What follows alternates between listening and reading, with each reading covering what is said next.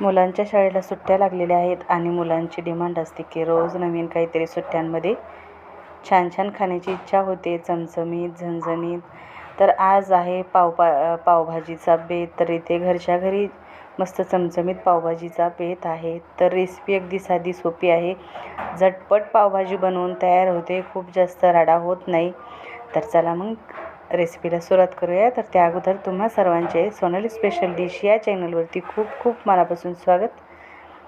तर इथे मी बटाटा घेतलेला आहे, फ्लावर घेतलेला आहे, शिमला मिरची घेतलेली आहे आणि त्याचसोबत कद्दू देखील याच्यामध्ये मी अशा छान फोडी, त्याच्यावरची साल काढून फोडी करून याच्यामध्ये सर्व मी इथे भाज्या ज्या आहेत अगोदर स्वच्छ धुतलेल्या आहेत आणि नंतर बारीक बारीक कट करून आपण याला शिजवून घेणार आहोत. तर इथे मी 3 ते 4 शिट्ट्या याच्या करून घेतलेल्या आहेत, जेणेकरून भाज्या ज्या आहेत त्या व्यवस्थित छान शिजल्या जातील.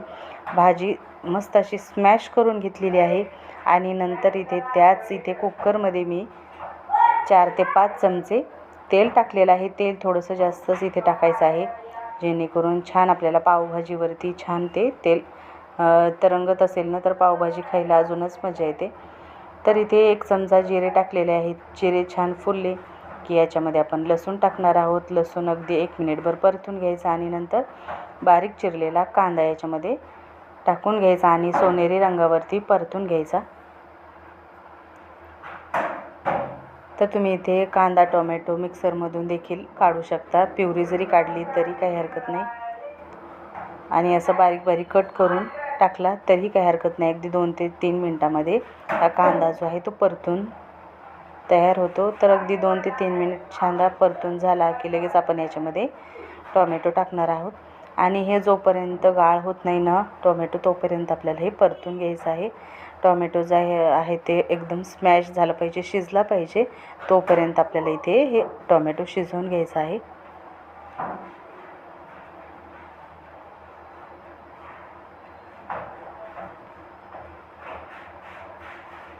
भाज्या अगोदरच आपण त्याची साल काढून बारीक बारीक कट करून घेतल्यामुळे भाज्या जास्त वेळ आपल्याला शिजवून घ्यायची गरज नाही किंवा स्मॅश जास्त करायची गरज नाही. इथे मटार टाकलेले आहेत मी.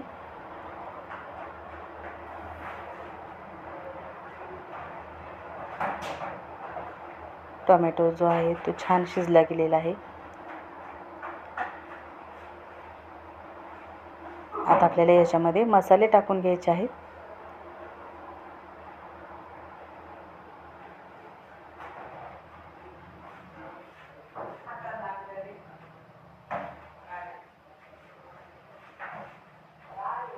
तर टोमॅटो जो आहे ते मस्त छान स्मॅश झालेला आहे, पूर्ण एकजीव झालेला आहे कांदा आणि टोमॅटो.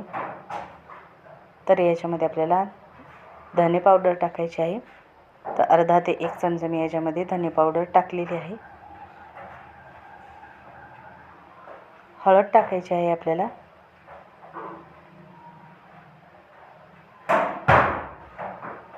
जिरे पावडर टाकलेली आहे अर्धा चमचा आणि पावभाजी मसाला 2 चमचे टाकलेले आहे.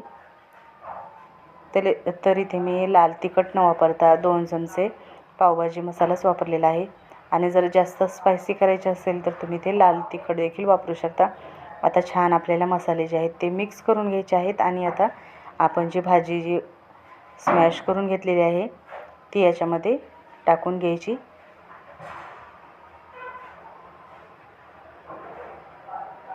तर याच्यामध्ये अजून आपल्याला पाणी घालायचं आहे. छान एकजीव करून घेऊयात.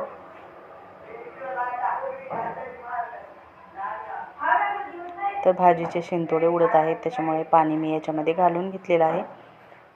तर नंतर मी याच्यामध्ये अर्धा ग्लास पाणी टाकून घेतलेलं आहे. कोथिंबीर देखील टाकलेली आहे आणि चवीनुसार मीठ.